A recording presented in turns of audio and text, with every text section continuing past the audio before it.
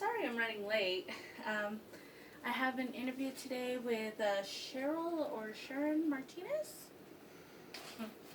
Hi, my name's Robin.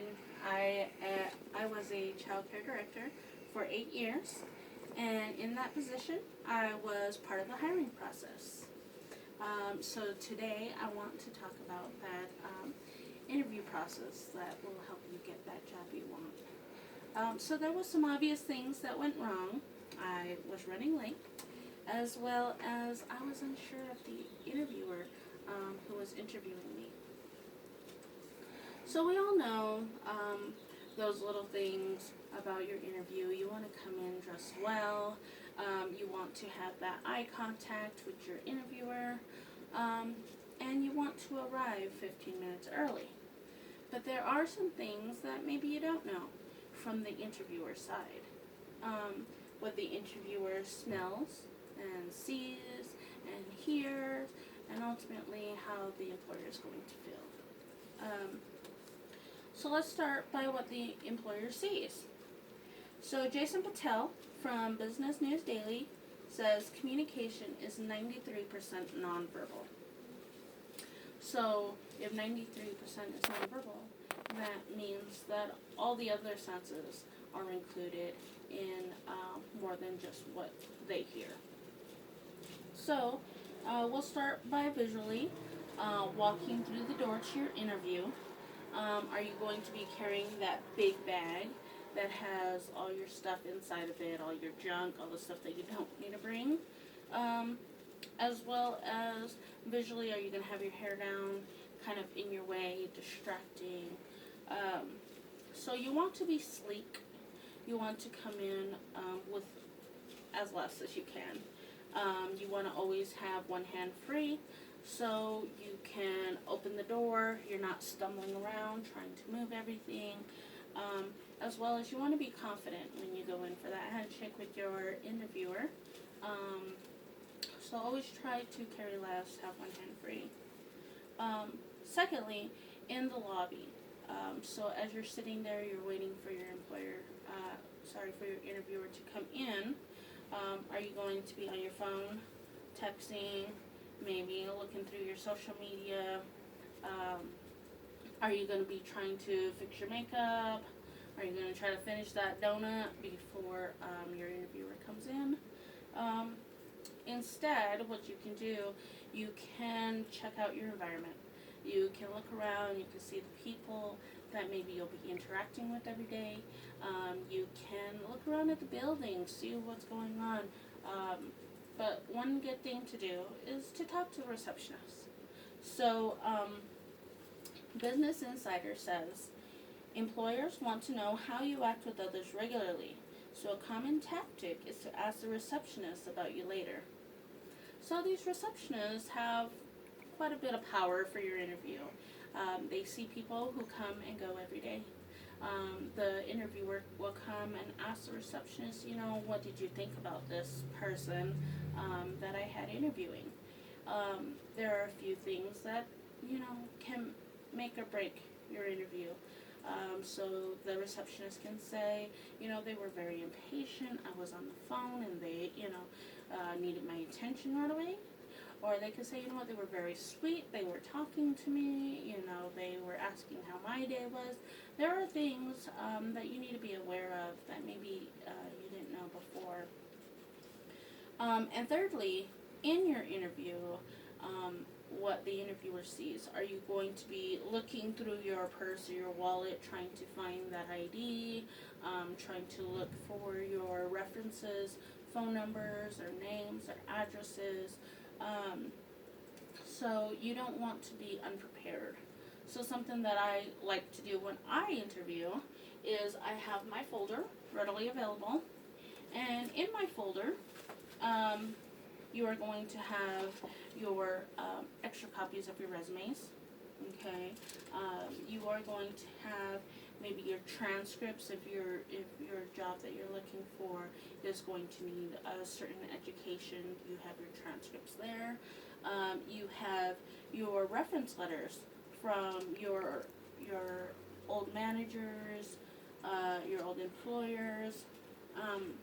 you also have a schedule of what you can do, the hours you can be available for them. Some other things that you can do, have in your folder is have maybe certificates if this job needs those extra certificates that you need to do in this job, as well as maybe a portfolio if you are an interior decorator, if you are an artist, if you are a hair designer. There are things where you can show the stuff that you've done, so that can be part of your portfolio that you have. So how do you think that you communicate visually? Do you think that, this is some new stuff that you can incorporate? Is this some of the stuff that you've never thought about? Or do you have it down? Some people do, and that's great. We're all here to help each other out. So my next point is the scent, the smell. So you want to create those memorable moments. Trudy Steinfeld from Forbes magazine says, strong scents can be annoying and distracting, but have even greater potential to be upsetting to interviewers with allergies or similar sensitivities. So when you go into your interview, are they going to be smelling your morning ritual? Are they going to be smelling that onion bagel that you got before you came in? Are they going to smell that espresso you drank so you have the energy to keep going today? Are they going to smell that quick 15-minute workout you did? Or even that expensive perfume that you bought especially for this interview? Because that kind of stuff can really cause irritation to your interviewers, especially if they've had multiple interviews that day. So you want to be aware of that. So what I would suggest is fresh is best. So you want to make sure you have a good shower. You want to make sure maybe you had some mint gum before you came in, not during your interview, of course. And maybe have some hand sanitizer available. You want to make sure you're clean, you're fresh, you're not overly odorous. So we have gotten through the visual test. We have gotten past the scent test. And now it is that interview time. What you tell them, what they hear.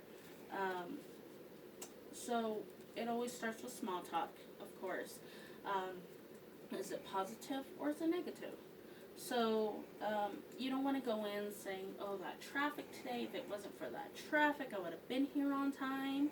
You don't want to say, I couldn't find the place, because these people want to make sure you planned out your day, especially for this interview.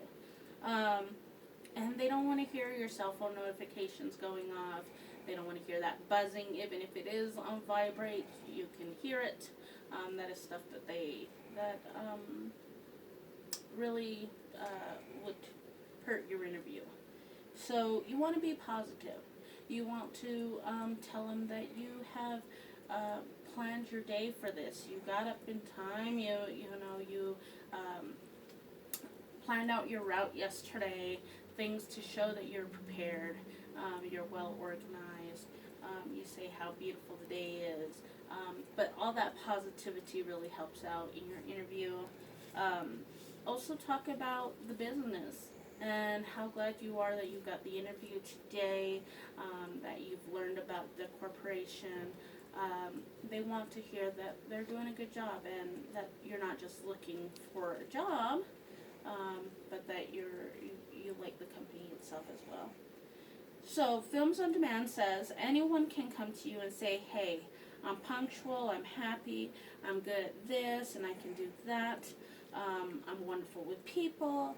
If they tell me a story about how they were good with people, they put that into the mind of the interviewers. So you want to elaborate. You want to give examples. You want to be able to tell a story. So it can be put in the mind of the interviewer. So do you have the interviewer smiling along? Do you have them nodding their head? Or are they just ready to ask their next question? So you want to, be very open with your interviewers. So lastly, how the interviewer feels. So when you have left their office, are they going to have a sigh of relief that you have left? Or are you going to be that breath of fresh air that they've been waiting for because they've had interview after interview, and they know the decision they're going to make with you. So in conclusion, 1, you want to take less. 2, you want to be fresh. And 3, you want to impress. So you got this.